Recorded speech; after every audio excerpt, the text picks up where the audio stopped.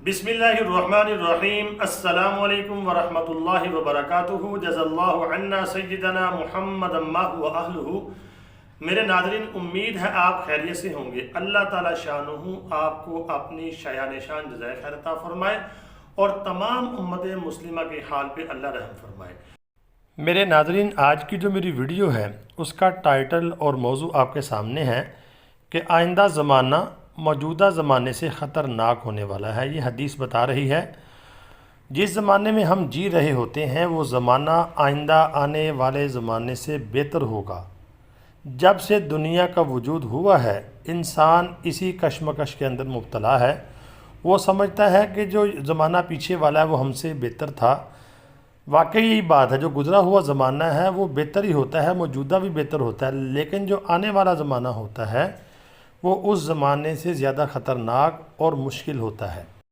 तो इस पर मैं आपके सामने सहीहुल बुखारी की एक हदीस पेश करने जा रहा हूँ बाबुल फितन में से। तो हदीस को पेश करने से पहले मेरी गुजारिश है चैनल को सब्सक्राइब लाजमी कर दें। जब से मैंने सब्सक्राइब करना आपको बंद किया है आप चैनल को सब्सक्राइब करते नहीं हैं, तो लाइक भी करें। आइए हदीस पाक को पढ़ते हैं। ये आपके सामने हदीस पाक का नंबर है, हदीस नंबर 14 है। बाबुल फितन, किताब का नाम सहीहुल बुखारी। अरबी की इबारत आपके सामने आ गई है। अरबी की इबारत पढ़ूंगा, बाद में तर्जुमा करूंगा। बिस्मिल्लाहिर्रहमानिर्रहीम।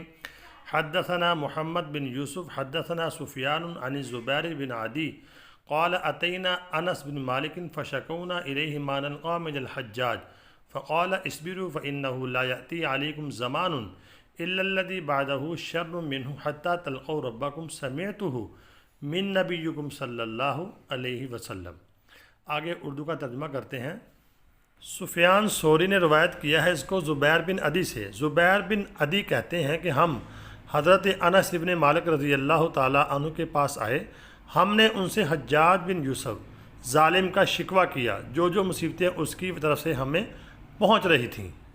ये हज्जाज बिन यूसुफ जो था बड़ा ज़ालिम था, ये बहुत जुल्म किया करता था। तो उन्होंने हज़रत अनस इब्न मालिक से इसका शिकवा किया।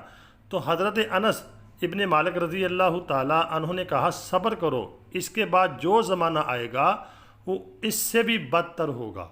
मेरे नाज़रीन, सहाबी रसूल क्या फरमा रहे हैं कि जो इसके बाद ज़माना आएगा वो इससे भी बदतर होगा। इस तरह हमेशा होता रहेगा, क़यामत तक ऐसा होता रहेगा। जिस ज़माने में हम अब जी रहे हैं हदीस के मुताबिक ये ज़माना बेहतर है। तो आगे आपने फरमाया सब्र करो यहाँ तक कि तुम अपने परवरदिगार यानी अल्लाह से मिल जाओ। तो आखिर में आपने फरमाया कि ये तुम्हारे नबी हज़रत मोहम्मद सल्लल्लाहु अलैहि वसल्लम से मैंने सुना है। हज़रत अनस इब्न मालिक रज़ी अल्लाह ताला अन्हु फरमा रहे हैं कि मैंने नबी पाक सल्लल्लाहु अलैहि वसल्लम को ऐसे ही फरमाते हुए सुना कि जिस ज़माने में तुम जी रहे हो ये ज़माना आने वाले ज़माने से बेहतर है, इससे भी बदतर ज़माना आएगा, ये क़यामत तक होता रहेगा।